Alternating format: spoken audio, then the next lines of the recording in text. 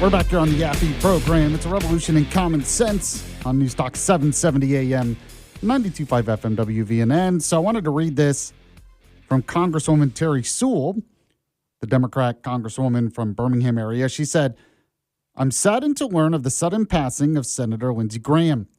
I extend my heartfelt condolences to his family, loved ones, and the people of South Carolina. Senator Graham dedicated decades of service to his state and to our nation. May he rest in peace." So outpouring of condolences from all the members in the congressional delegation in Alabama, Democrats and Republicans alike. So you got to talk more about this right now with Todd Stacy. He's with Alabama Daily News and Alabama Public Television's Capitol Journal. Todd, how are you this morning? I'm great. Yeah, how are you doing? Doing good. So I just want to get your reaction to the career of Lindsey Graham. It's kind of amazing to see just the amount of condolences he's getting, the amount of praise he's getting for his career from one of our U.S. senators who died suddenly.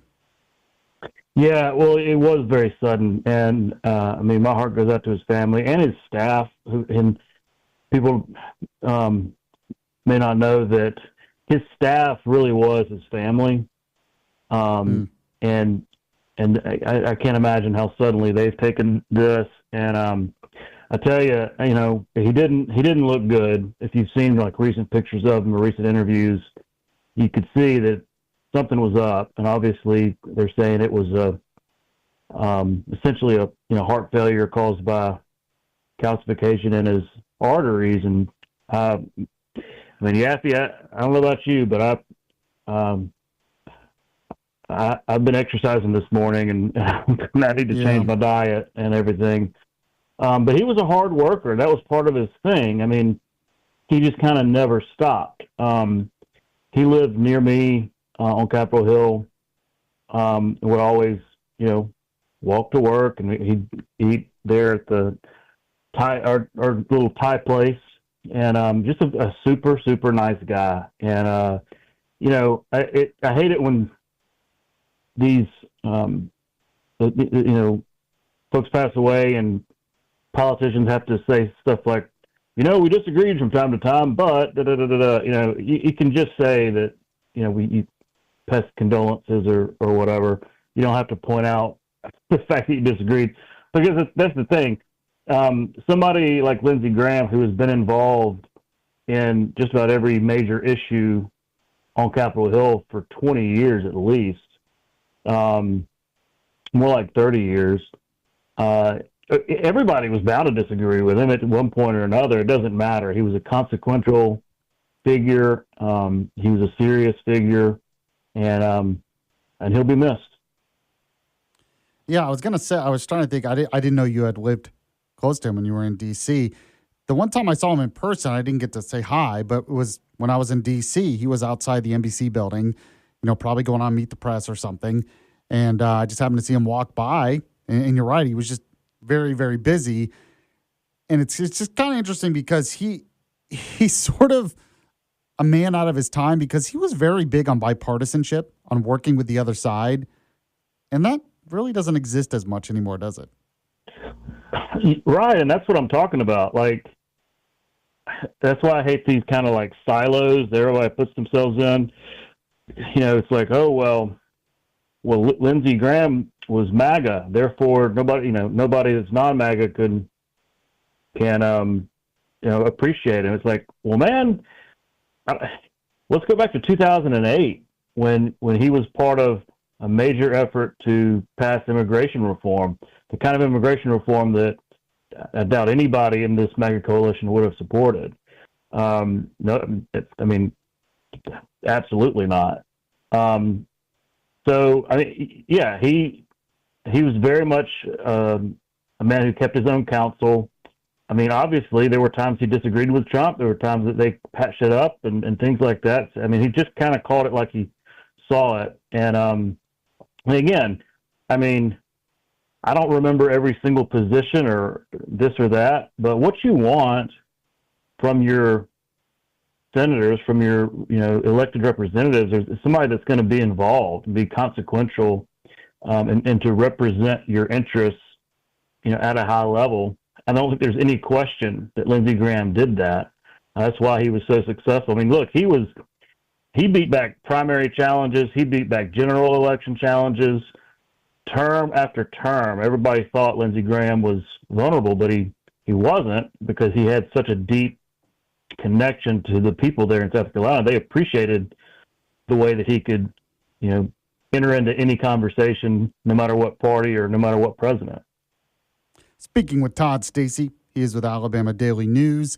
Beyond that, there is Alabama news to talk about, politics related to the state. I know one of the top stories you have, and you wrote this on your site, Alabama Daily News, is that bipartisan housing bill has now become law. So Trump did not sign it. He wanted to use it as a leverage to get the SAVE Act passed. It didn't end up happening. There were some who had some disagreements over it. Congressman Barry Moore in the House, Tuberville in the Senate. But it has passed, and this is, as you talk about in the title of your article here, it was a bipartisan thing. Talk about it.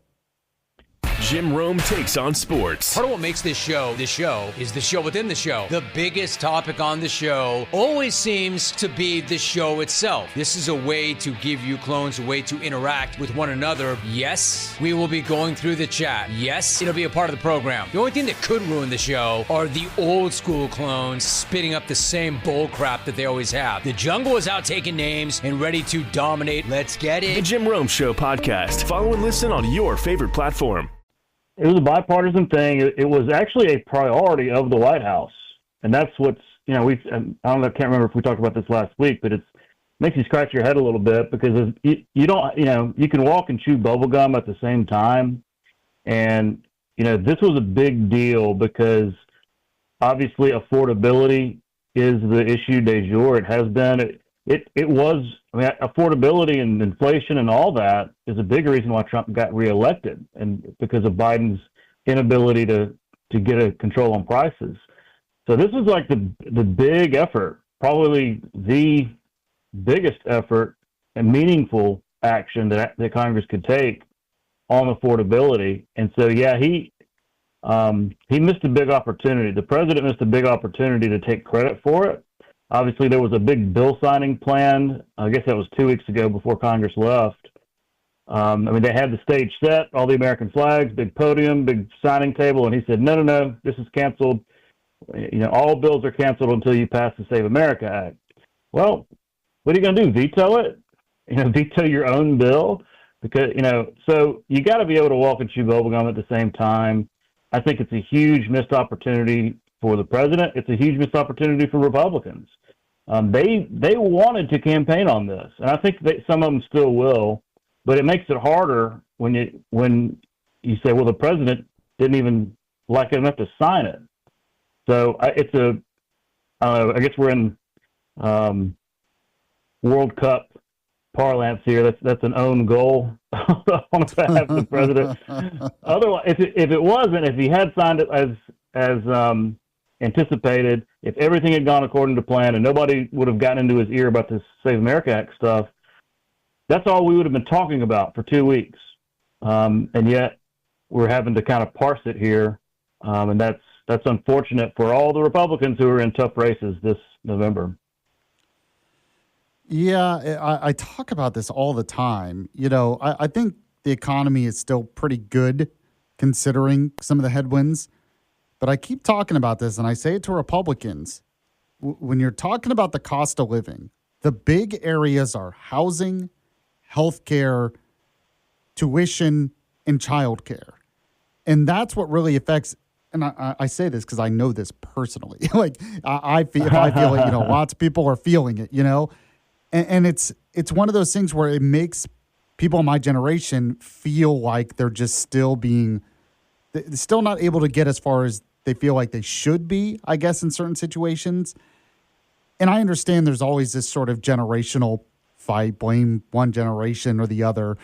But those are the key areas I think Republicans, they're going to have to address it. Otherwise, more and more people in my generation will end up going to the Democrat Party, unfortunately.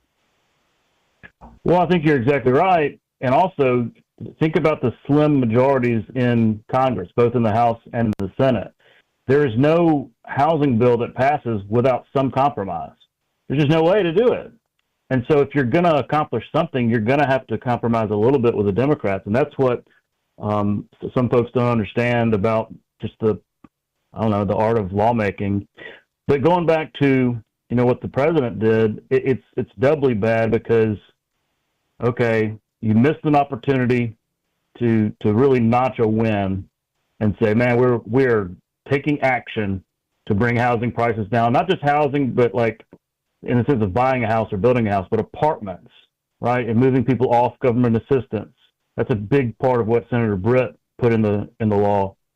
But it also gave an excuse to others, and specifically in the House, to block anything that comes up until the Save America Act passes. Well, the Save America Act is not going to pass. It doesn't have the votes. And it certainly doesn't have the votes now. I mean, it didn't before, but with Lindsey Graham down, it's not. And so it gives an excuse to those in the House to block anything and everything, which they have, including appropriations bills, including National Defense Authorization Act, which is so key to Alabama.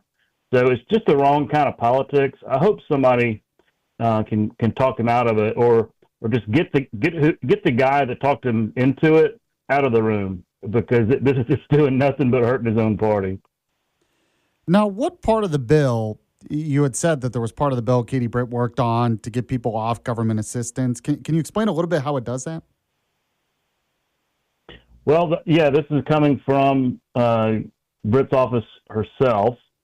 It's called the 21st Century Road to Housing Act. That's the overall name of the bill, but there were little smaller parts of other bills that were kind of included in the larger package. And this specifically is the Helping More Families Save Act. So that is helping families who are on government assistance save to eventually have enough for a mortgage, and therefore be off of that government assistance and be on their own terms banking-wise. And so easing up restrictions on that, providing more resources for that, it's a hand up instead of a hand out. And I think that's what Republicans have been talking about for generations. Yeah, Trump, when he talked about housing recently, he was on to one part of it. He said interest rates are one of the biggest issues. If the interest rate goes down, that can help a lot of people. But to me, and I look at Huntsville as like an example. Huntsville has affordable housing. It still can be kind of expensive, but compared to other cities, getting a new house is pretty affordable in Huntsville, and that's because they're building. They're building like crazy. And really one of the issues is we just need more houses to be built.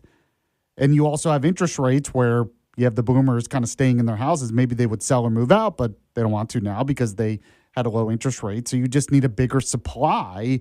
Yeah, and unfortunately, there were just a lot of places where you just don't get that supply.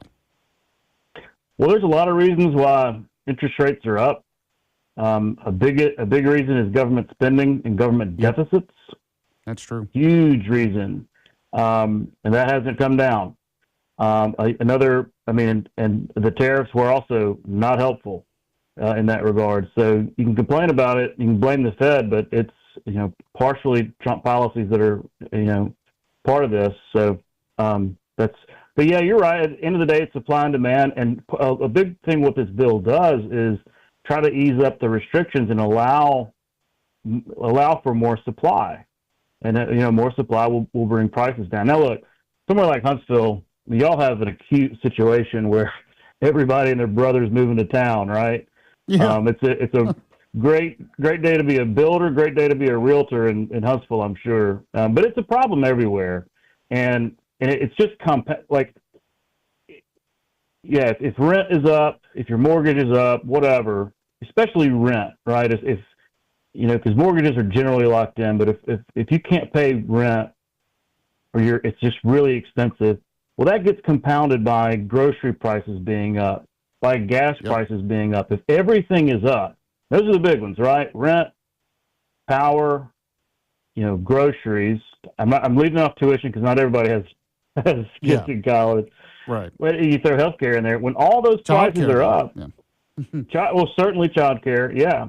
I think that's also a supply and demand thing. But when all those prices are up, the families get squeezed. And so Congress should be looking for ways to bring these things down.